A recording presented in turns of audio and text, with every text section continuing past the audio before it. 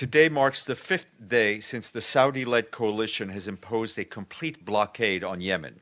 Since Sunday, the coalition has not facilitated any humanitarian movements into or out of Yemen, carrying relief items and aid workers.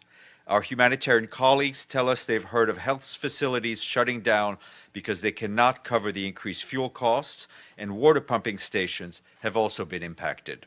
Yesterday afternoon, the Emergency Relief Coordinator, Mark Lowcock, briefed the Security Council in close consultations on the issue of the humanitarian situation in Yemen.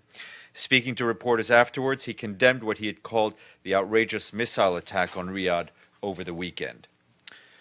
Mr. Lowcock cautioned that the potential famine in Yemen would be the largest the world has ever seen in decades, with millions of potential victims.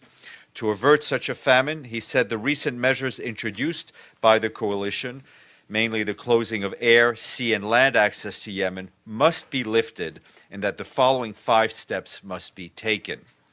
The immediate resumption of regular UN and other humanitarian partners' air service to Sana'a and Aden, a clear and immediate assurance that there will be no further disruption of these air services, an immediate agreement on the pre-positioning of the World Food Programme vessel in the waters off Aden, and assurances there will be no further disruption to the function that it supports.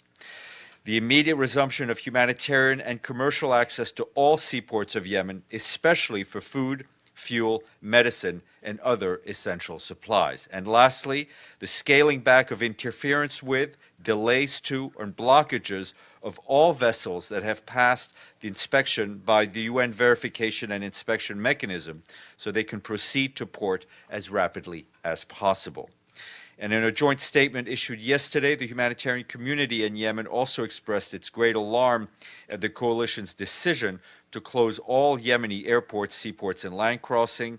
They reiterated that humanitarian aid is not the solution to Yemen's humanitarian catastrophe, with only a peace process able to halt the horrendous suffering of millions of innocent civilians.